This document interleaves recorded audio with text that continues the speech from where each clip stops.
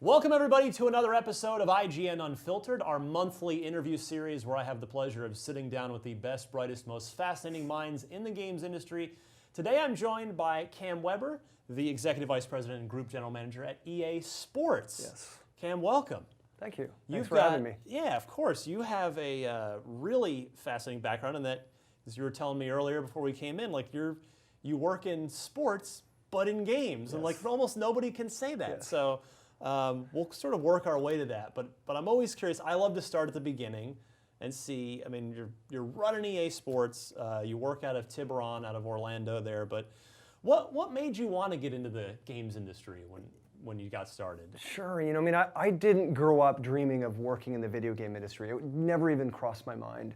But I did grow up gaming. I played games from a super early age, and I loved games. And I think it's also my competitive personality, myself and my friends as I grew up, more and more got deeper into games. And you know, the times when I was most engaged in games over the years was when I was playing on the couch competitively, you know, for bragging rights, the rivalries with my friends. Yeah. That's what really kind of got me into it. And so I always loved it. And as I went through the years and went to college, and I ended up being I was a college quarterback. I was a college football player. I was going to guess receiver. Yes, but, no, I was a quarterback. Kind of like tall, lanky thing going on. So yeah, quarterback works too. And so as I came out, I knew I always wanted a job in sports. And I actually, you know, went to school for business, and I graduated with a finance degree. And I ended up taking a job wearing a suit every day. I had a finance job for a couple of months, and I wasn't exactly happy in that role. And then I got a phone call out of the blue from my old football coach from our college, and turns out there's a development studio in Vancouver at the time called Radical Entertainment. Yeah. And they had made a hockey game called NHL Power Play that was really good, and they were looking to branch out to other sports, and they had a new publishing deal, and they wanted to make an American football game, an NFL game, and so they were interested in talking to me about maybe coming in and consulting around making a really authentic American football game. And so I ended up, just out of curiosity, I showed up and I was told that if I came and I took this job, I would own the player database for all the players in the NFL, and I would own their attributes, and I would study the teams and what they did. I would design the playbooks. That sounds better than the suit it's amazing. job, right? Oh yeah, I'd be designing kind of these playbooks and the AI and the animation and everything that was taking place in the game. And I didn't know where it was all going to lead, but I said, I'm in. And I took this job, and I learned to design sports games and did that for a few years, and then ended up growing into a producer and an exec producer and a GM over time. But that's kind of how I got started. I kind of fell into it to go start working on sports games through my love of sport. That's cool. So you effectively, I mean, I guess would it technically be gameplay designer? I mean, if you were doing I mean, that's, you were able to leverage all that sports knowledge in your head from being, you know, a sports fan and of course playing in college.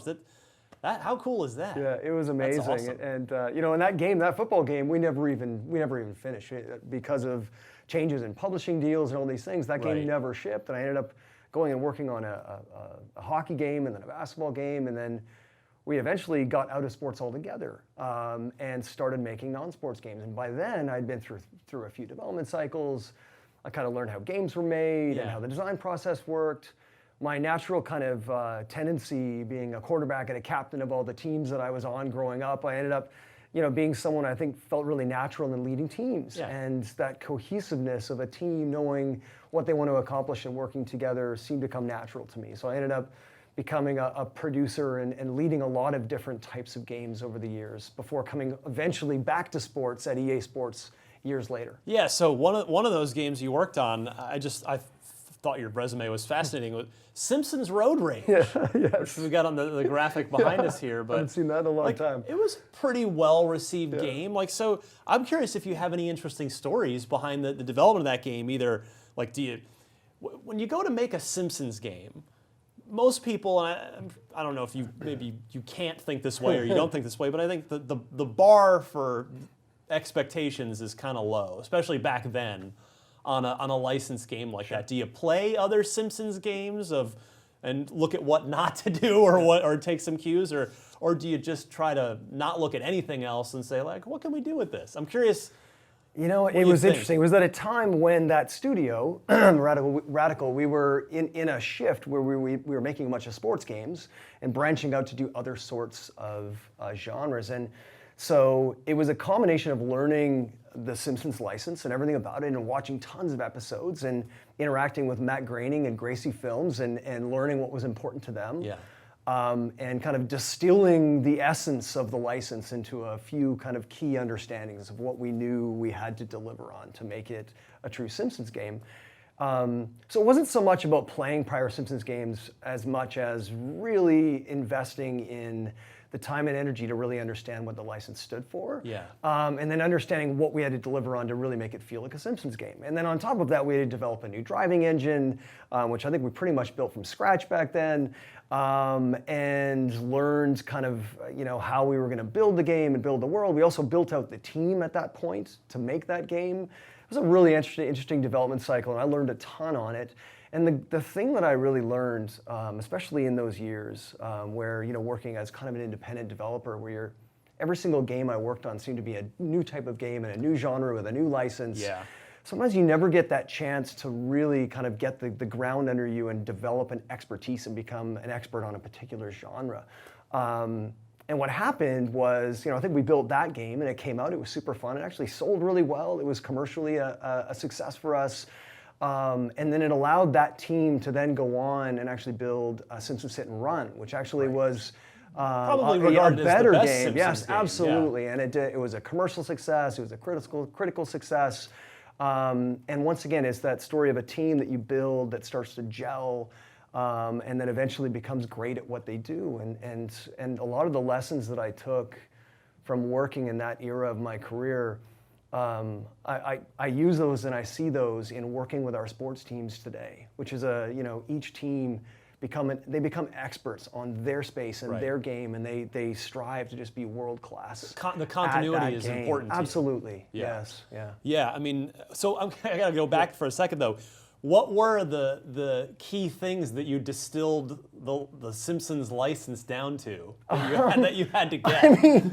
I mean, a lot of it is we had to get the humor right. One of the most valuable assets we had is just, that IP has the most amazing voice actors. And obviously we had access to the real Hank Azaria and Julie Kavner, all these amazing voice actors, the talent that these people had, and their ability to, in the recording studio, go from one character and then just keep reading. I mean, Hank Azaria, I remember him reading, he's talking about he's the Bumblebee Man, and then he literally goes from one line to the next, and now he's a different character, and he just on the fly can adjust and just nail every single one of those characters.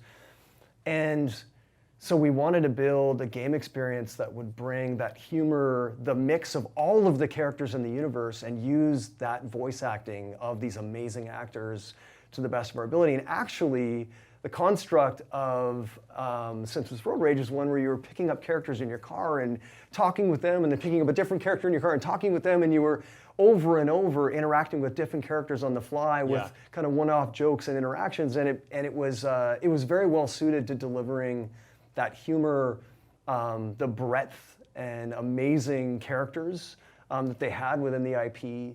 And then, obviously having gameplay that wasn't overly serious and was lighthearted and fun to play and challenging, but really allowed you to just sit back and enjoy the content. After the game comes out and it's fairly well received, do you hear from Matt Groening or Gracie Films or any of those guys afterwards with like a, hey, good job? Or, I mean, clearly you heard from them because you guys ended up doing another game with them, but I'm sort of curious what the aftermath of that looks like. I mean, they are a licensing partner, and much like all the licensors I work with today, you develop a relationship and you meet with them regularly. You show them content along the way. They approve that content along the way.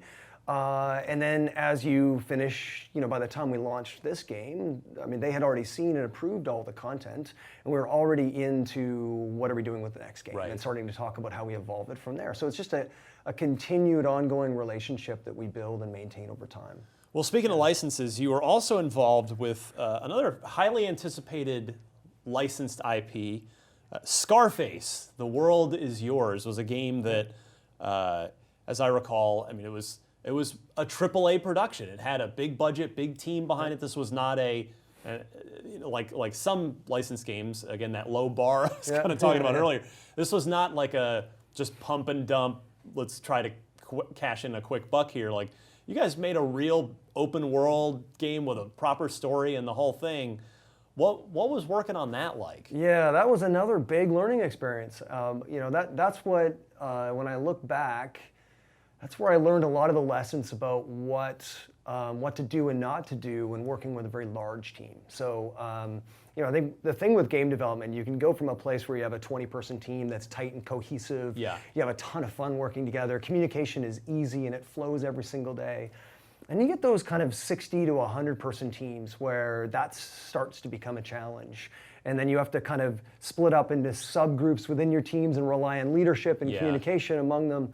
And then you get to teams where, like on that project, where we pressed above that and we had a lot of people contributing to the project, and it becomes more and more difficult to keep communication and collaboration between the different groups together. And while that project was a real challenge, I think that project was over 3 years. Wow. We made a lot of mistakes, but we also did a lot of amazing things as well. And we're able to kind of bring it to the finish. And I just remember how much we learned from that project. And we had a ton of fun making it. And I think the game did some interesting things. And once again, as we kind of iterate and move on, I think it was one of those projects that really allowed that studio at Radical to cut its teeth on some of the giant open world simulation elements that you have to build and set up for an open world game to be successful. Yeah, and, Hulk Ultimate Destruction would come later, which was super well received. I don't think Al Pacino's ever done a game, and he did not, for whatever reason, participate. I don't know if he needed like another Brinks truck to back up to his front door, or what the deal was. It was more just having a voice actor that was going to be, excited and willing to come in and spend the kind of hours that we needed to kind of get all the content we needed. And there had been many years between when that movie had gone live and when the game was made. 20, 25 years later. So it was just the most viable solution at the time. So we found a sound-alike voice actor, did a pretty good job. Yeah. And he was able, I remember he was just able to, you could just ask him questions and he could just stay in character, and he was just nailing it with every single line as we talked to him. So it was fun. It was a fun project. So then you move on to EA Sports. You hook in with the Vancouver team up there. You're working on FIFA, some of their projects. Sort of moving more to now, I'm sort of curious, in recent years, every EA Sports game, every EA game has moved over to Frostbite technology. So I'm curious, that's got to be a decision that goes pretty high up, quite probably to you, where you've got these successful cohesive teams that they have their routine, making the sports analogy again. And was it a tough decision to say, hey, we want to get everybody on Frostbite? Was it a difficult adjustment for those teams to do that? This kind of went back to the point where Andrew Wilson, Patrick Soderlund used to run what we used to be called the games label, and Andrew Wilson ran the sports label. Yeah. We kind of had two factions in the company. And I think by that point we had realized that consolidating on common engines and the benefits that come from that, and having teams contribute and build kind of the rising tide lifting all boats. Sure. And at that point we had the Frostbite engine that was fueling most of the games and the games label, and then we had a collection of technology on the sports side, which we kind of commonized and brought together within sports and called Ignite. And when Andrew became CEO and we unified all of Worldwide Studios, and we sat down and we talked about where the long-term benefits would come of having one common engine. And it wasn't just about making game development better and improving the quality of our games and the efficiency of what we can build, but it was also to allow us to build for the future, so we could build like our data platforms and our kind of the network that links together all of our social features. Right. It was something that we saw was going to be a great benefit to us. We decided to do it. We started with FIFA. And FIFA was... Well, you start with the most successful game in the entire portfolio. The reason we started with FIFA was for a variety of things. One, FIFA is also our largest team. They're probably our most experienced team. Yeah. It's also a team that had done the most work down the route of their PC architecture, which actually made it the most natural fit to get to Frostbite the transition. first. Yeah. And then we worked on Madden. We were at Madden over last year. Another heavy lift, but it's something we do over multiple years. So we started with a group of people, 3 years earlier doing the initial port, and then in year 2, it's a heavier lift, and then by year 3, we switch everyone over and spend an entire cycle on the new engine. So now we're chipping away at our other EA Sports games with the goal of getting all of our titles over to Frostbite in the next few years. So it's almost, to stick with the sports analogy, it's almost sort of an on-the-fly rebuild of these franchises Yes. that you're, from at least a core technology perspective. It requires us to use advanced teams, Yeah. which is a construct that we've used in sports for many years, where we have a team that's building this year's game, Right. but we also have people that are working on technologies and innovations for the future at the same time. Yeah, I remember when the 360 was coming out, and you guys, I think, either a launch title or a couple months right after, like NBA Live came out for 360, and it was clearly all brand new when there was still, and you had the PS2 original Xbox release as well. So we have to do that. We have to use the kind of that advanced team methodology. Otherwise, it's really difficult to build big disruptive things, especially that require new technology. I mean, I think something that I try to mention this from time to time because I talked to some sports developers here and there, and I feel like sports game developers have what may be one of the hardest jobs in the games industry, in that they effectively have, between pre-production and the sort of the testing certification process, is it fair to say that the cycle is really about 9 months? Between the major annual releases, obviously they're updating content all year long, but that's about what it is, right? We try to have our creative in a really good place for the following year going into the summer. So prior to launching Madden the next few weeks here, we have a pretty good idea of what we're building for Madden next year. Yeah. But we leave some room within kind of that capacity and schedule based on the response that we get from fans of the current game. We also have a kind of good idea of where we're going long range with each franchise. So we have to, in these annual franchises, you have to put a premium on long range planning for our creative. So we have to look at where our consumers are going in the gaming industry, what experiences they want, what kind of our insights are telling us from all the research we do.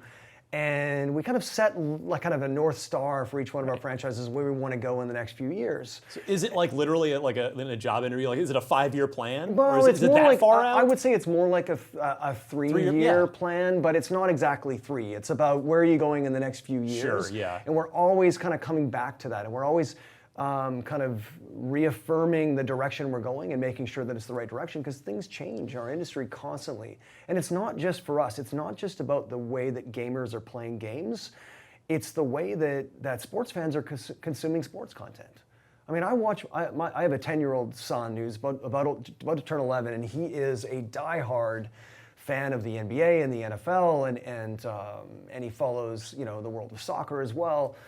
And I watch the way he consumes sports, and him and all of his friends. The world has changed from a place where you or I might follow a particular team all season long and sit down and watch a 3-hour game in one sitting. Yeah. And it's gone from teams to players and stars to following highlights and to consuming sports on multiple screens all the time. Sure. When James Harden did that filthy crossover step back last year and crossed over the defender onto the ground, and he stood there for a few seconds and then dropped that three. I mean, that moment went viral. Within 5 minutes, millions of people had seen that highlight all over the world. Yeah. And so we have to recognize that people consume sports and sports content much differently today than they ever did in the past. And so they're going to want gaming experiences that reflect that as well. I guess maybe the opposite side of that example is like a couple years ago, daily fantasy sports was like the biggest thing on the planet, and now it's seemingly like gone. Yeah. Like their merger attempt failed, and so is that the kind of thing where you might be looking at like, oh, okay, this is huge. How do we look at integrating this and making it fun in a video game sense, and then a year or two later, like, oh, okay, that's over. We can let's shift our priority to something else. I think it's an example. But I think it's more. Things like fantasy scoring are interesting, and you're going to see something in our latest Madden mobile launch coming on August 15th called Madden Overdrive. That'll have already happened by the time this airs. Oh, okay, all right. Trust me. Well, you'll see in Madden Overdrive we just launched in the mobile space, where we created this great PvP experience that uses fantasy scoring rather than touchdowns and field goals. Yeah. It's all fantasy scoring for runs and catches and all that stuff, tapping into the kind of that love of that moment-to-moment gameplay in fantasy sports. But it's also in the way that people are fascinated with following real-world sports both on and off the field. So you're seeing it's about the culture and lifestyle. It's following your stars, not just what they did last night on the court, but what they're doing today in the media and in social media, and how players are living the lifestyle within the sport. And people are fascinated by it, and they consume just as much of that content as what actually happens on the field. Right. And so it's creating experience, whether it's our career modes or our story modes, or creating gaming experiences that are both, on the streets and on the court in the NBA. Yeah, I read in the news yesterday about James Harden and his debut at the Drew League. Which is in a high school gym in Los Angeles. And that's just the way the world of sports has gone. So our games in EA Sports are evolving to create much broader experiences now. I feel like I was at EA recently playing the one mode in live, and I feel like that's hearing you say that, like, the one mode makes a lot of sense now after hearing you sort of explain the way the company thinks about it. Yeah. I guess sort of humor me for one more minute on the technology pipeline side, because again, with all these different teams working on totally different sports, but building off of the same core Frostbite technology, how does that sort of technology pipeline sharing work with that? Like, in the sense of, does everyone add on to it? Like, if the FIFA team makes a cool animation system, can the Madden team grab it, or is it more of just do you end up with these just pretty individualized little branches off of the same core tech? Yeah, so we have a large central Frostbite team, and Ken Moss, our CTO, is responsible for that group. And I mean, that's hundreds of developers, and they are in Sweden and in Vancouver and in Orlando and many other locations. And what they do is they invest in that core engine, and then what happens is they have various releases of that engine. And so as a team goes through their cycle, they agree to which version of Frostbite they're going to integrate with and launch on. Yeah. And so they work with the Frostbite team to integrate the latest version as it comes throughout each year. And then at a certain point in their schedule, they pick the moment where they say, okay, this is the version we're going to ship on. So we're not taking any more integrations from this point forward. And then they take the game, take it to the finish, launch it at Polish. And then whatever didn't make it in, they then back integrate those changes into Frostbite afterwards. And so then that central team is constantly bringing in those integrations of new tech and features from all the teams into the latest central version of Frostbite. And then it's going out to the various teams that are using it as they take new integrations of the latest version of Frostbite. Interesting. So it goes back and forth, and it's very tightly organized and managed, and there's always challenges with this sort of model, but there are immense benefits to what our teams can do, where they can benefit from the innovation that happps across the company. Right, and you don't have to pay anybody else for anybody else's engine. Yes, that's true. That's true that as helps well. too. Yes, that helps. All right, so you grew up in British Columbia, Vancouver area. You went to college there. So who's your favorite Vancouver athlete of all time growing up? Vancouver athlete. Not necessarily from there, but who played, who made their name there. Sure. I mean, I grew up a die-hard Vancouver Canucks fan. I mean, I'm Canadian, so hockey was a sport that I grew up loving. I used to listen to this. I mean, changing sports landscape. I used to listen to Canucks games on the radio in bed before I'd fall asleep every single night before, on the night before school. Pavel Bure, Trevor Linden, these guys were my heroes when I was growing up. We then had, an NBA team. We had the Vancouver Grizzlies for a while. Brian, which was Big awesome. Country Reeves. Big Country Reeves. I was a bit more of a Sharif Abdul-Rahim guy myself.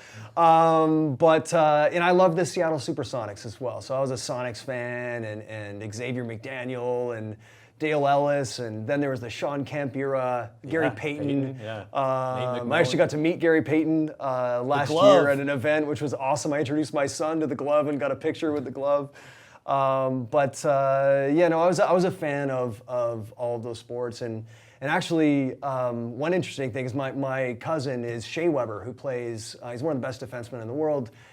Plays defense for the Montreal Canadiens in the NHL right now, and so I've followed his career as he's gone along as well. Well, why not? You're talking about the Seattle Supersonics. Hey, Nintendo has a piece of the Seattle Mariners. Let's talk to Andrew. Let's get EA to help get an NBA team back to Seattle. You know what I'm saying? I like the thinking, Ryan. They can play in the EA Sports Arena. That's a good idea. Come on. Yeah, I like that. Let's get it going. All right, so you were an executive producer, if I have this correct, on Fight Night Champion. Yes. That's on your resume as well. I'm a major Fight Night game fan. I will tell you, you talk about technology powering the games. I'm not a big boxing fan in real life. It's not a sport I really follow or watch, but when it came out, when Fight Night Round 3 came out for the Xbox 360, that was a generational, oh my goodness, like this is, and then I fell in love with the game after the graphics pulled me in. Yeah. So I followed the series ever since, and unfortunately it seems to be a bit dormant right now. Fight Night Champion, are we ever going to see that again? Or UFC, I have to imagine, is a higher ROI. UFC is a bigger entity right now. Where do we stand with Fight Night? Yeah, so first of all, let me just say, Fight Night Champion, if I had to pick one team and one game I've worked on in my career that I enjoyed the most, it probably was Fight Night Champion. It was such an amazing team. The core of that team is actually our current UFC team. Yeah. But the thing that was amazing about that game was talking about, I always love working on projects where we do something we haven't done before, and we learn a lot from it. And that was the first AAA sports game to pursue a full story mode. And so, and we sat down at the start of the Fight Night Champion cycle, and we had just done Fight Night Round 4 and another phenomenal, critically acclaimed boxing game. But we were seeing some decline in the commercial success, and the sport of boxing at the time was a bit in decline as well and having some challenges. So we sat down and we said, how do we build and broaden the appeal of a boxing game moving forward? And if you actually look at Hollywood, you look at box office numbers, boxing has mass market appeal in Hollywood. And so we kind of said, how do we mix kind of the Hollywood appeal of boxing with the kind of core following of what we've done? And it led us to say, let's build a full story mode, and that's what we did with Fight Night Champion. Learned a ton. I loved that game. Like I said, I loved the team, and it was really a trailblazer. It was kind of before its time, many years before a lot of the bigger sports games ended up integrating story modes later on. But that game came out. It's done well over time, but like you said, we had the explosion of the UFC onto the scene at that time, and then we were able to acquire that license, and it just made sense to prioritize that at the time. You're running a business and put this team on UFC, and they've been doing that since then. We talk about it all the time, though, I will say, and we talk about what would it take to build something else with the Fight Night IP. I would not be shocked if we do again. We don't currently have anything in development with Fight Night, but we're very aware of the following it has, and that there is great equity in that brand. And it's just going to be picking the right moment sometime in the future where we can build another Fight Night. Well, it's funny. I was just going to say, I feel like the right moment is if you can get that Xbox 360 moment, that launch. We were hearing Microsoft's already talking about their new console at E3. Make it as a launch title for the next round of machines. Yeah. Well, that's my vote. I'm putting in my vote with you. I've got you here. That's a great idea. That and the new Seattle NBA team. I'm going to take both of those back with me. Those are free. Awesome. It's fine. All right, so while we're talking about your EA Vancouver days, sure. I would be remiss if I did not also bring up SSX. Yes. That is you executive produced SSX. Fans want SSX back. Now, you're not going to announce any projects while you're sitting here, obviously, but I guess what I'm seriously curious about is what goes into a decision like that either way. Like, so if somebody at the team brings it up, or maybe there's sort of a collective enthusiasm at the team of, hey, when it gets up to you in the top of the ladder at EA Sports, hey, should we bring back SSX as just an example? What's the process when that question gets asked at the company of evaluating, like, okay, yeah, let's do this, or you know what, no, this isn't quite going to work. I'm curious about the process.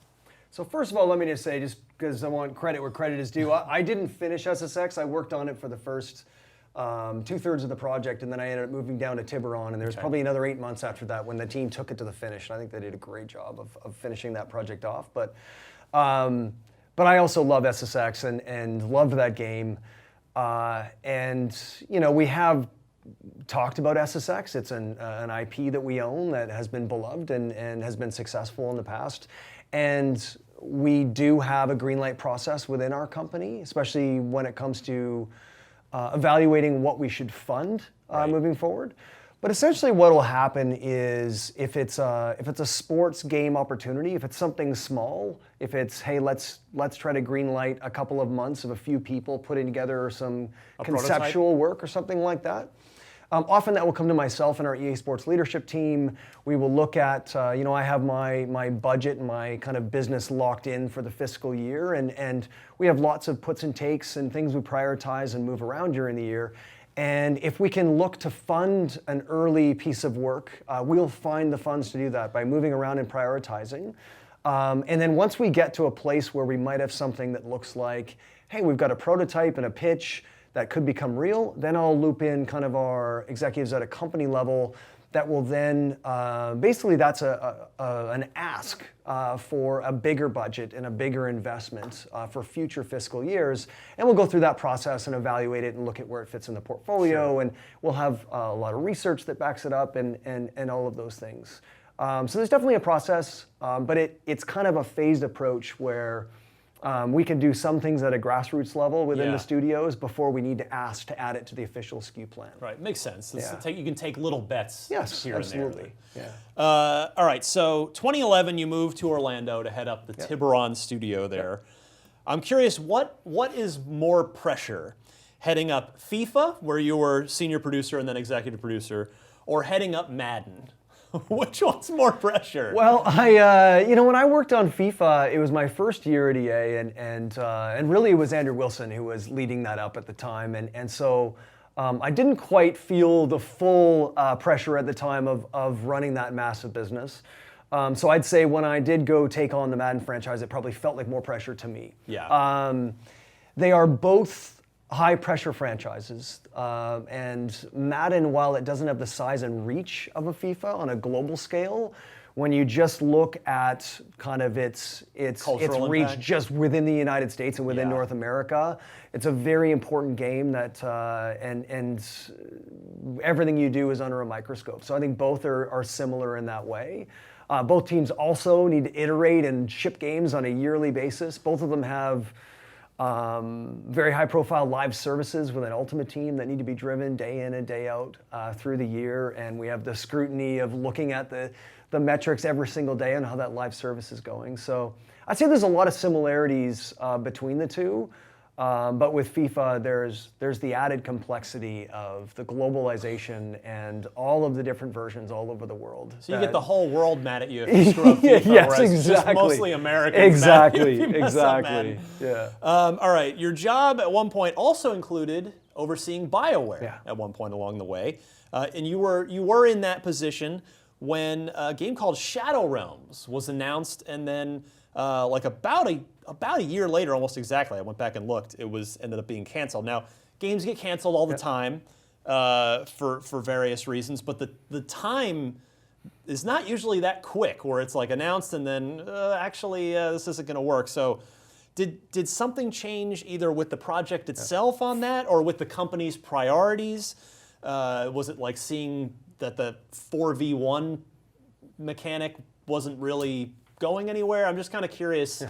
You know, it's not every day that a BioWare project is publicly shelved. So I'm just sort of curious to know a little more about that. You know, what's interesting, I actually came in and started working with the BioWare teams right as that was happening. And in fact, my first town hall meeting that I did in BioWare Austin, right, where that game was introducing myself, was a week after that game was canceled. So I wasn't actually involved in the decision to cancel that game, but I will say that you know, as we start and stop various projects in the portfolio, it's always a variety of factors, and there's no one thing that causes a decision to be made. Some of it's priorities and resourcing. It's some of it that there's a need for resource where we need to accelerate something somewhere else, or we have a problem somewhere else in the portfolio, and we need to find a way to kind of move and push and invest somewhere else.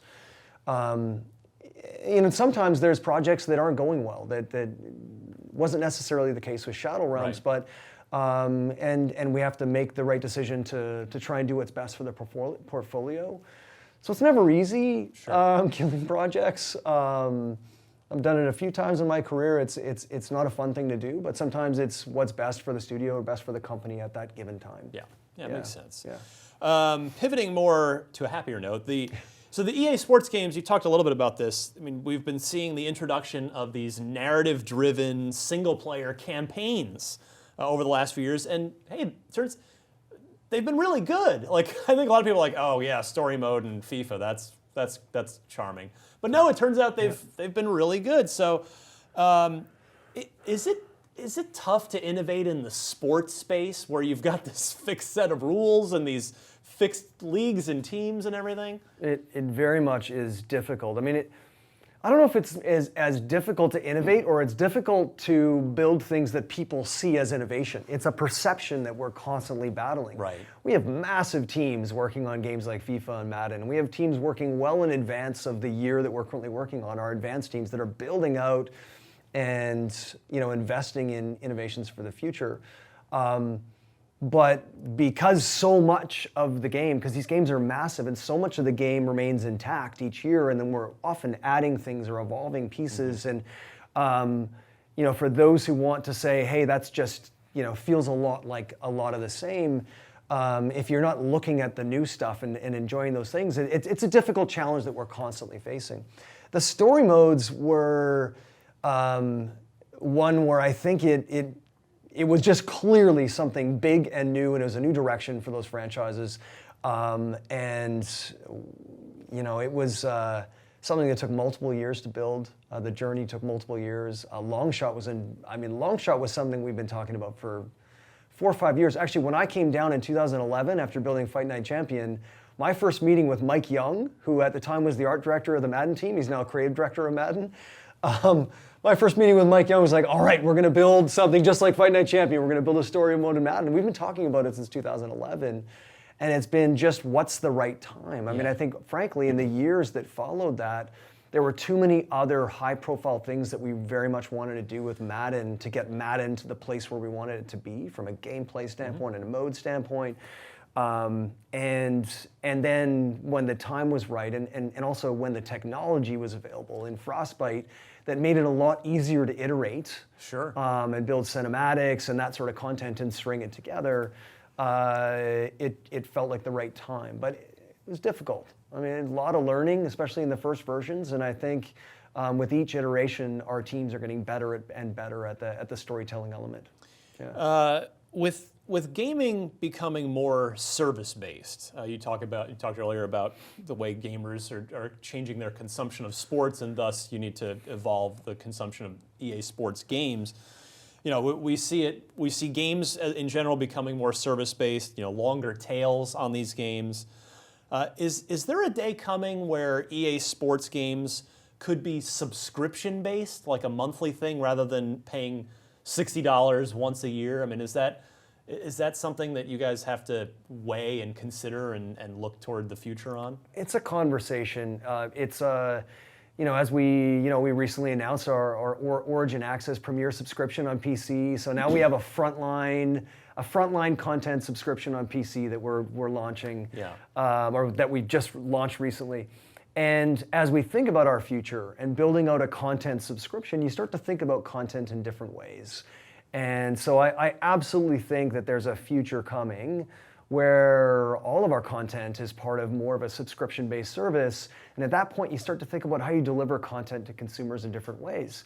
And it's not just about every individual game necessarily being just part of a live service that's going all year round, but it's also how do you fit in other different types of content. So it opens up the possibility of smaller games and smaller experiences. And it makes me think about the possibilities of kind of adding to our sports portfolio in the long-term future as well, where we can fill gaps where we're currently maybe a not little NBA Street revival. I don't know, maybe. I gotta ask about that. Yeah. Was that a Vancouver project? Yes, it was. Yeah, I thought it's been a long time, but and also there was an NBA Jam built out of Vancouver as well. That one, that was 360 PS3 era. Yeah, and those are great games. And I'd say I think NBA Live. I think the team has done a great job of integrating a lot of street basketball into the overall experience. Yeah. And so we very much tried to focus on that and focus on building out that experience and integrating both the street and the league basketball into the progression there. Talk about another gear shift here. The Ed OBannon lawsuit. You guys were very, very high profile. I mean, this was mainstream news, not just video game news. You know, this idea of should college athletes be financially compensated for their efforts on the field, and you guys were part of this, the Ed OBannon lawsuit. Is that lawsuit specifically why nobody forced EA to stop making NCAA football and NCAA March Madness, but is that where that decision stemmed from? I think at that time, well, like you said, it was just a massive story, this concept of college athletes and amateurism, and it was a much bigger story than just video games, even though the OBannon suit came from a video game, obviously. Yeah. But it was about all merchandising and so on. And it got to a point where it was just it was a huge conversation that needed to be resolved.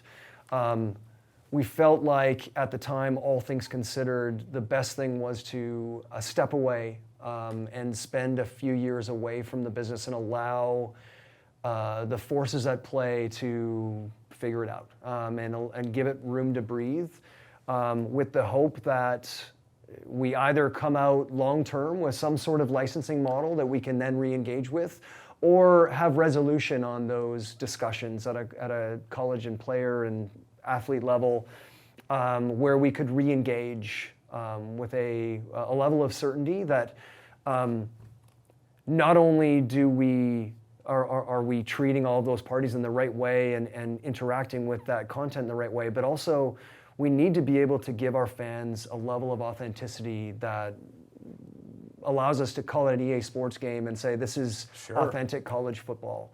And we currently haven't found a solution from a licensing standpoint that will allow us to do that. So we're still waiting, we're still having conversations. I would love to be back in the college football business, but we need to see things resolve in the real world before we can do that. I mean, is it a case where do the lawyers say, well, if you keep going, we could be liable for a whole bunch more money later if this thing goes a certain way? Yeah, I don't know if I'm going to comment on that, but it was too bad. I will tell you, I will never forget the day that I had to stand in front of the Tiburon studio and break the news that we were going to stop building our college football games. And I kind of felt like we ripped the heart and soul out of the studio that day, and we've had to kind of rebuild it from there. And Tiburon as a studio, the college football franchise was just something really special. It was highly rated, and a lot of. I mean, correct me if I'm wrong, not to disparage the Madden team anyway, but I remember it being where a lot of the cool features that you guys would do in football would originate in NCAA. The NCAA team was just a tightly knit group that just absolutely loved college football, and they would wake up every morning excited about coming in and making that game, and they fought to try and make their game different. Madden was the big commercial kind of behemoth at the time,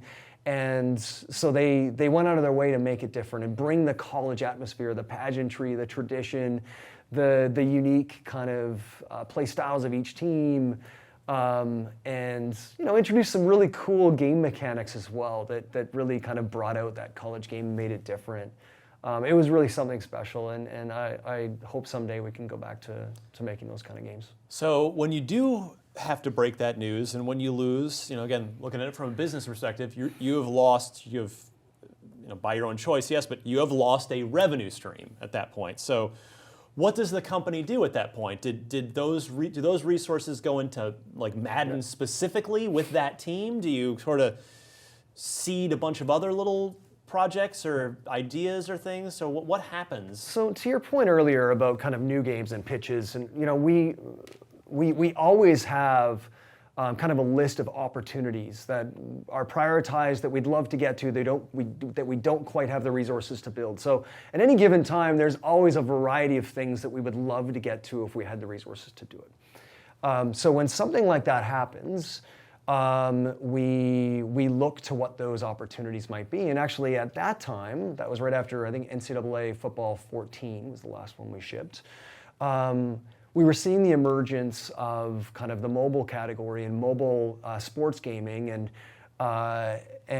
actually as we stopped building NCAA and we were able to kind of strengthen and consolidate talent within the studio at Tiburon, we were also able to go bolster the team that was working on Madden Mobile. And we hadn't been successful yet in really breaking out with a Madden Mobile experience. And we were able to put an amazing group of people together with some people that were already on the project, and we put this all-star team on Madden Mobile, and then that following fall we launched Madden Mobile and the game broke out. And in fact, I think Madden Mobile that year generated more revenue than the NCAA football franchise had the year before on console. So it's an example of where you can shake things up and sometimes something bad happens, but it turns into something big and successful. Yeah, talk about lemonade out of lemons on that one. Yeah. All right, let's see. In fact, that's actually the next question. I wanted to ask you about mobile versions. I mean, most of the EA Sports titles have mobile versions now. Do you try? How do you sort of look at those when? Are you trying to engage the same customer that would be buying the console versions, or do you look at the mobile titles as sort of their own separate platform, separate audience? I'm sort of curious from a top level organizational perspective how the mobile versions fit in. I mean, I think we often think about it more in terms of gamer motivations and what they want to get out of an experience on each platform. And so we try to think about what gamers want on the mobile experience. And so, when we kind of design what we want to do with something like Madden on the mobile device, we try to think about, short, little, tiny chunks of experience, a small download that's easy to kind of pick up and download and play up front. We think about things that are rewarding and social, that have great elder games that keep you playing day in, day out. So it's different patterns of behavior with how they engage with those games. Yeah. And in fact, I think the Twitch gameplay itself is much lighter, and there's a lot more that the game's doing for you, and then you're lightly interacting as much as you want to. But what we've actually found is we do have a lot of common players. We have a lot of players that are playing both our Madden mobile game and our Madden HD game, for example. We see this in our other franchises as well. Mm-hmm. But they're using them for different things. They're satisfying different motivations. Madden Mobile might be something that you play while you're on the bus, or you're, doing something in between meetings at work, or walking to your next meeting on your phone. Whereas the HD version is something you do when you have time to sit down and have a really immersive experience on a bigger screen. So it's just different motivations, building the best experience for the motivation of a player and what they want to do on each individual platform. Makes a ton of sense. Yeah. Here's a fun one for you. When Tiger Woods runs into, let's say, image troubles, and your company has a very successful, very long-running partnership with him and his brand, what's the initial reaction? And is it like head in the hands kind of thing, or do you just kind of immediately go into like, okay, how do we deal with this? Well, without commenting on Tiger specifically, I think we are constantly. I mean, we're in the world of sports licensing with a lot of the things we do, and so we often will have situations that come up naturally throughout all of our franchises every once in a while. Whether it's a player we might have on the cover that something happens with in the media, or something like what happened with Tiger. And the first thing we do is we sit down and we talk about it, and we get the facts, and we try to understand what happened and what drove the incident.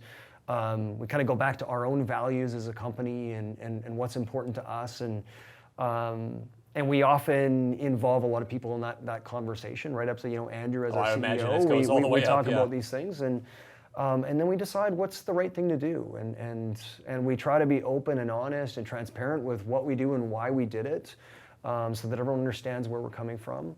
But it's not always easy. But once again, we just try to use our moral compass and values as a company to guide us with what we do. And we noticed that Tiger did not last on the cover of EA game, the golf game, for much longer after that.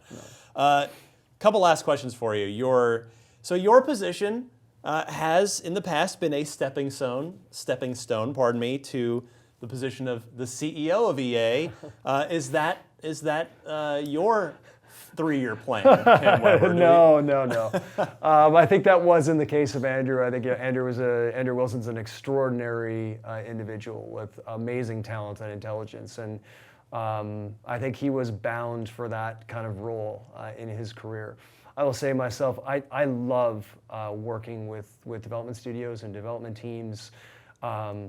Working with and leading teams and studios and people, that's my calling, and it's what I love, and I love being close to sports. And I was telling you earlier, I feel like I have one of the only jobs, executive jobs in the video game industry where I also am a sports executive at the same time, which is kind of my dream growing up. And so I love my job too much to even think about doing something like that. All right, last question. I could not sleep at night if I didn't ask you this. Okay. And this is going to be a serious question, by the way. We're not talking about the EA Sports Arena in Seattle, although that would be cool if you guys get the basketball back in Seattle. Yeah, that's great. So I'm a lifelong baseball fan. Baseball's in my blood. MVP Baseball 2005 is. I think it's still the greatest baseball game ever. Awesome. I mean, MLB The Show is fantastic. So MVP Baseball. Is it ever coming back? Is EA ever going to make a Major League game again? Because we knew why it went away. There was a contractual situation there with a competitor. That is no longer the case. So from the top here, the head of EA Sports, seriously, what does it come up? What's sort of the thinking at your level behind looking at baseball again? Yeah. So the answer is yes. When we are constantly talking about the sports that we're not in. When we talk about the long-range future of our company, we talk about a content subscription and the gaps that we might have in our portfolio. I would love to have a baseball game in our portfolio. And it's something that, once again, every couple of years we take a look and we talk about it and theoretize about what it might look like to get back into something like baseball. But I will say, the game that the team in San Diego have built, and it's a fantastic game. It sure is. I play it. I play the show every single year. I play it with my son, and we play it at home. And it's a great game. And I think anyone who wanted to come in, and that's the thing about sports, when you want to try and take down an entrenched competitor, it's difficult and it takes many years. But you're trying to do that now on the NBA side. Yes. So you're clearly not afraid of that challenge. No. And I think on the NBA front, I mean, it's also basketball is a strong and growing sport. That's in the fair. world right global now. market it's is a what baseball tremendous is opportunity. Not as global, let's be honest. And so, it's not necessarily that we, won't be in baseball in the future. It's something we talk about along with a lot of other sports that we talk about constantly. It's more about prioritization, going after, the biggest opportunities with the resources we have, and kind of looking at opportunities we might have long-term as well to try and fill some of the gaps in the portfolio where we can, where in future models and business models, we might not all be competing in this AAA $60 console space. Right. Well, you guys have had a strong partnership with Microsoft for a while, and there are a lot of Xbox fans who go hungry in the baseball department. So I will speak for them and say we want MVP back. Okay. But Cam Weber, thank you so much. I appreciate you sitting down here for the last hour or so talking to me. I learned a lot about your career. I mean, I think you have a fascinating job, and I love the path that you have taken to get here. I mean, I think it's awesome. So Cam Weber, the top dog at EA Sports, officially the Executive Vice President and Group General Manager. I do these IGN Unfiltered interviews every month, so be sure to check back every month. They're on YouTube, IGN, iTunes. Check it out. We've got 30-something other episodes. I'm Ryan McCaffrey. Cam Weber, thank you so much. Thank you. We'll see you next month. Right.